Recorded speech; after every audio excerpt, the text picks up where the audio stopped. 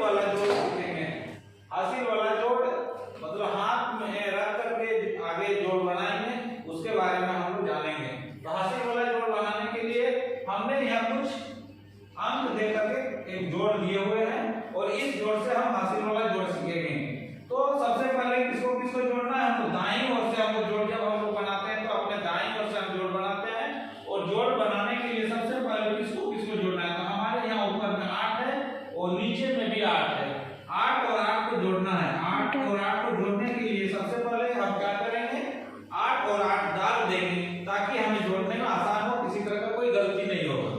तो 1 2 3 4 5 6 7 8 एक, फिर नीचे में भी हमें 8 है तो 1 2 3 4 5 6 7 8। अब इसको कुल मिला करके हम एक साथ जोड़ेंगे। 1 2 3 4 5 6 7 8 9 10 11 12 13 14 15 16। 8 और 8 मिला करके हमें 16 प्राप्त होता है। तो 16 जब 16 हो जाता है तो 16 को हम लोग ऐसे लिखते हैं 1 पर 6 16। 1 पर 6 16 जब हो गया तो दाएं और बाएं में दोनों जो अंक होता है, इस दाएं में जो 6 होता है, दाएं तरफ में जिस अंक जो अंक होता है उस अंक को हम यहाँ पर लिखते हैं। यानी दाएं की ओर हमारे 6 है तो 6 हमने लिख दिया और बाईं ओर जो बच गया 1, ये मेरा हाथ में रह गया। इसी को हम लोग हासिल वाला जोड़ कहते हैं। तो ये 1 को हम यहाँ पर भी हम लिख सकते हैं या तो फिर हम मन ही मन उसको 1 हम मान करके रख सकते हैं। तो अगला आगे बढ़ने के लिए हम यहाँ पर 6 है और फिर 5 है तो 5 और 6 फिर हम डाल देंगे 1 2 3 4 5 6 और ऊपर में कितना है 5 है।